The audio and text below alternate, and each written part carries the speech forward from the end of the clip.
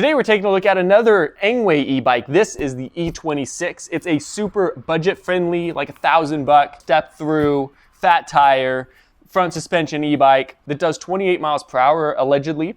And they say it does like 84 miles of range or something. Obviously that's on pedal assist 1 on perfect conditions, but we'll see how many miles we actually get, you know, on full throttle doing 28 miles per hour. 750 watt motor. I think that sums it up well enough. Let's get this thing out of the box and see what we're looking at.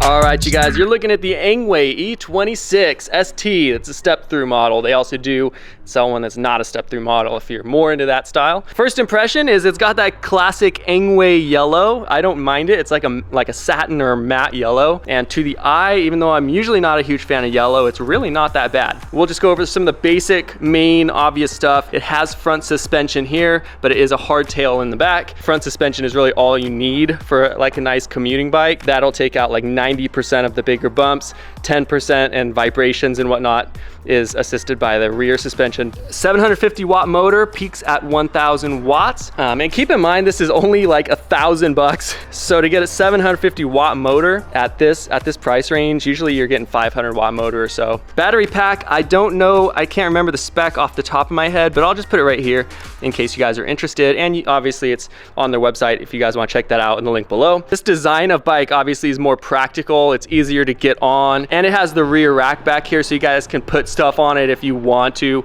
carry things around, go grocery shopping, whatever. It's got a really nice headlight on it. Let me turn it on for you with this button right here.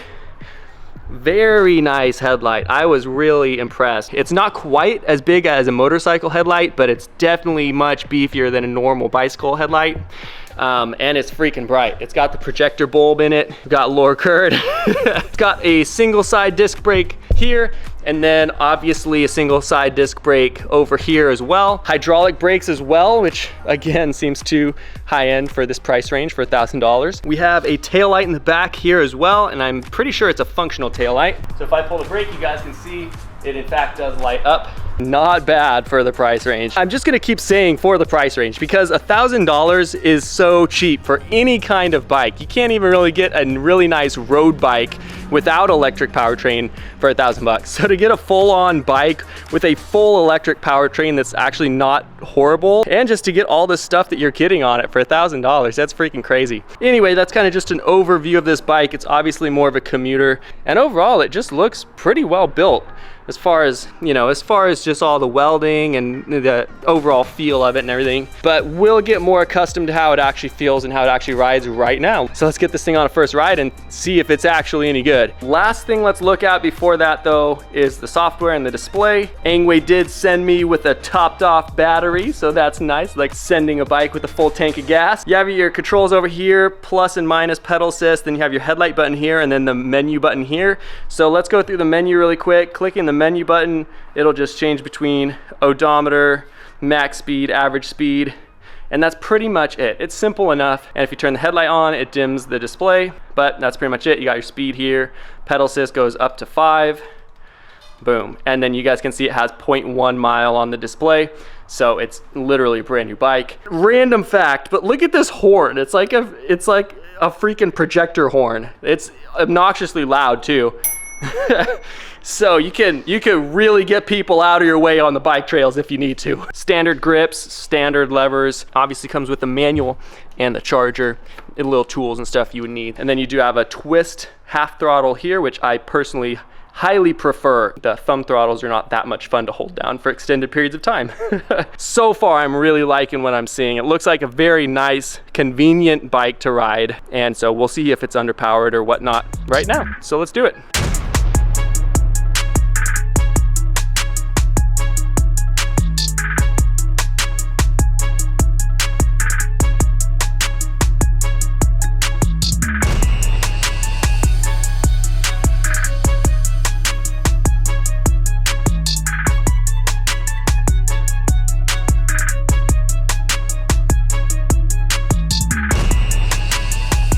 All right, right, taking the Engwe E26 out for its official testing. So right off the bat, even though it is a hardtail bike, it has a suspension seat on it. So it's actually pretty comfortable as far as bumps go.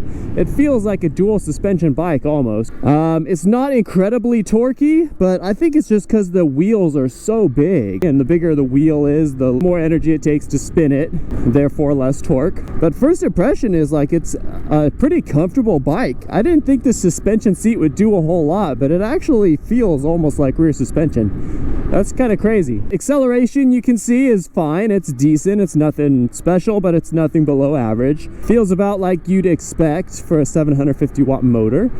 Battery pack, by the way, I did look at the spec. It's a 48 volt, 16 amp hour battery pack. So we'll see a decent amount of range out of it probably. I'll do that next. But first, when I get around this corner, we'll get a top speed and see what the actual top speed is. It looks like we're tracking. Let's get a top speed. Let's do it. All right, 24. I feel like I just felt it cut out. So it might be limited at 24, which will give us a better range, but won't really help with an actual top speed for this thing. All right, let's see how accurate the speedometer is on the bike according to GPS. We got 24.1. This said 24.2. It's actually like to the decimal place accurate on the speedometer. So that's impressive. And it felt like it was limited. I don't know why they limited it to 24 miles per hour, but that's better than 20 in my opinion. So anyway, I don't even think it's really worth trying to figure out how to unlimit this thing. I don't know if I even could figure out how to unlimit this thing. Oh, hey, there we go. Never mind. Let's see if we can figure out a limit. That looks like a limit to me. 63 kilometers per hour. Looks like it tops out at 63 kilometers. And we're back. Anyway, I don't know how to unlimit it, so I'm not even going to worry about it. As it comes straight out of the box, 24 miles per hour. So I'm like 215 pounds and I'm 6'3", so I have a lot of air resistance and stuff on me. A little bigger than the average rider. So anyway, first impression is pretty good. I'm going to get this thing out on a full range test and then I'll give you guys my final thoughts after that.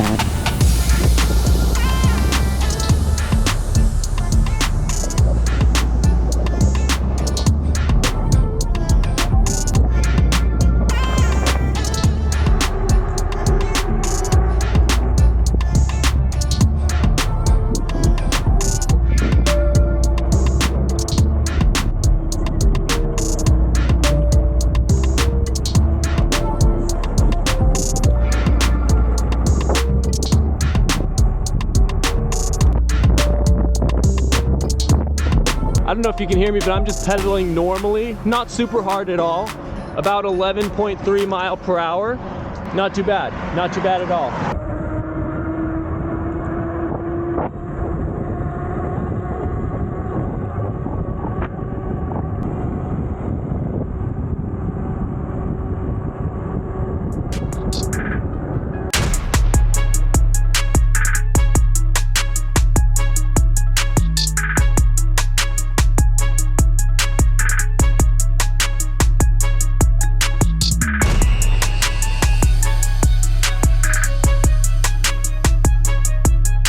All right, let's give it a rip.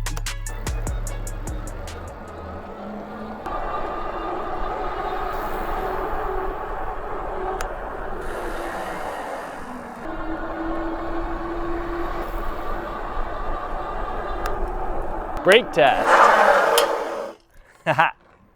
It'll stop you. All right, boys and girls, let's get you guys a freaking brake test. Slithering coming in from the left side of the screen. 3, 2, 1.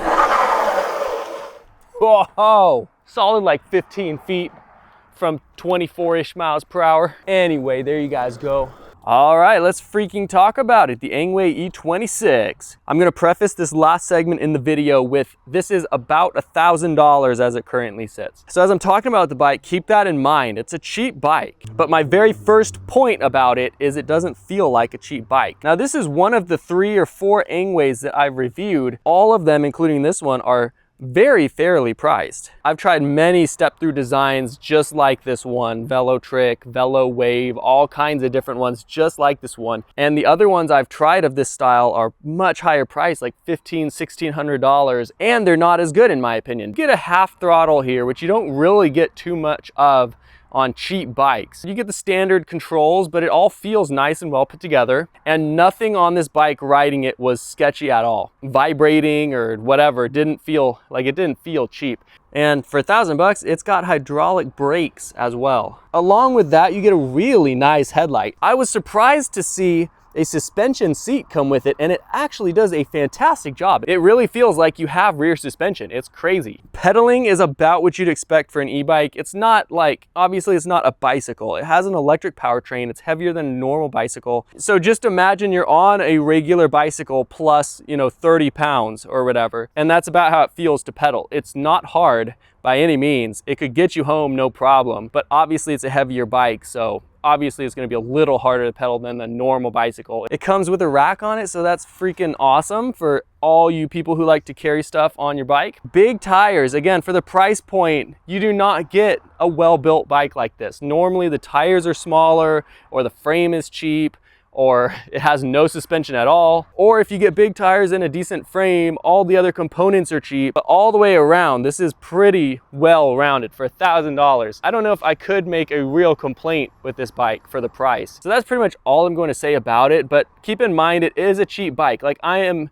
speaking about this thing for the price. Obviously you can get better bikes than this, but it's an extremely fair price for the actual quality that you get on this thing. And we also got 24 miles on one charge. That is really not bad at all. Again, for this price, I am not going to complain about that. 24 miles per hour and 24 miles of range per charge for $1,000 for a well-built bike with good components on it. Ah, yes, the one complaint that I forgot about because I put it on a slope that is upwards is the kickstand is definitely a little too short. Let's get it on the downhill slope so you guys can kind of see it leans a little too far if it's on a super downhill slope. Anyway, that's my only real complaint for you guys. Even though it's not personally my favorite style of all the bikes, if this is your favorite style, this is probably the bike to get. All right, everybody, that's the Engwe E26. If you guys want to check it out more, there's obviously a link in the description. You can go check out the specs and whatever if you're actually interested in buying one. All that to say, very impressive bike for $1,000. So if you're looking for a bike